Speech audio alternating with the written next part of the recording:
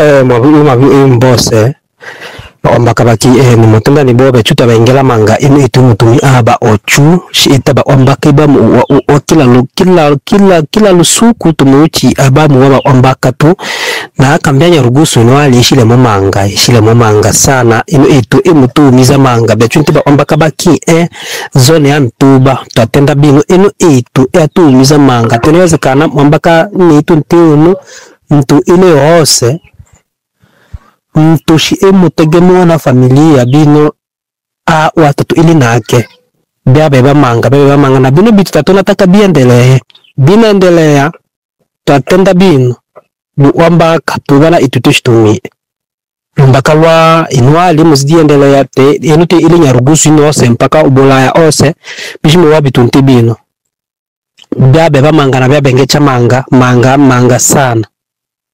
manga sana tona isemba ba ochumi ane asimu yole ila emunatumi ui ambiche nwali tendele tebi kila lusuku bino shile too much kila lusuku uchi abu waba ombaka ya niji tena kwenye Mike za Drama TV Online. Ya hivi punde kwenye Mike za Drama TV Online tumepokea taarifa za masikitiko kutoka kambi ya wakimbizi huko mkoani Kigoma.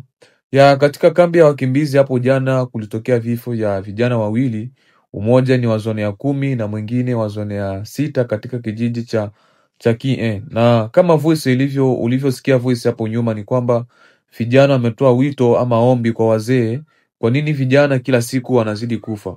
Kwa hiyo wametoa voice au kuomba wazee kwamba kama kuna suluhisho ya kusuluhisha kuhusu vifo vya vijana hususan sana ambao wana umri wa miaka 30 na kushuka, kama kuna suluhisho basi wazee wakae chini na kusuluhisha suluhisho hilo, kwa sababu vifo vinazidi kutokea vingi sana kwa vijana ambao wana umri wa miaka 30 na kushuka.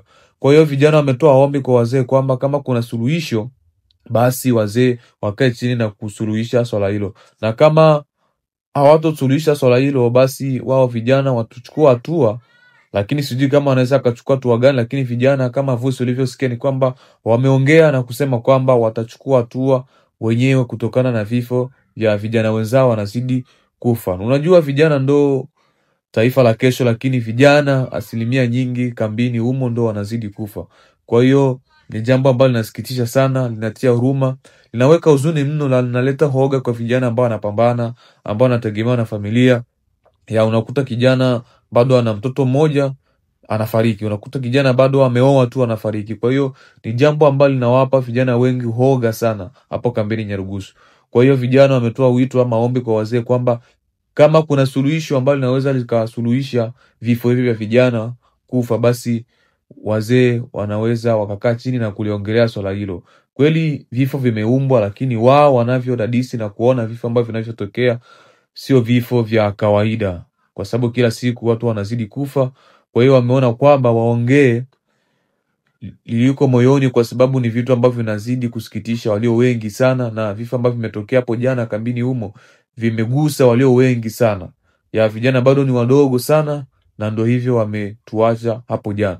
Kwa hiyo vijana wameomba wito kwa wazee kwamba wakae chini na kusuluhisha swala hilo la vifo kwa vijana hapo kambini Nyarugusu, na wamegusia na Ulaya pia, Kanada na Marekani pia vifo hivyo vinazidi kutokea kwa vijana ambao hapo chini ya miaka 30. Kwa hiyo ni sana mengi ya kuongea sana, na hii ni Drama TV Online. Usikose kusubscribe channel ya Drama TV Online, kushare na kulike, utakuwa unatisha zaidi. Na niwape pole ndugu jamaa na marafiki ambao waliachwa na ndugu wao, na Mwenyezi Mungu awalaze mahali pema peponi. Asanteni sana na Mungu awabariki.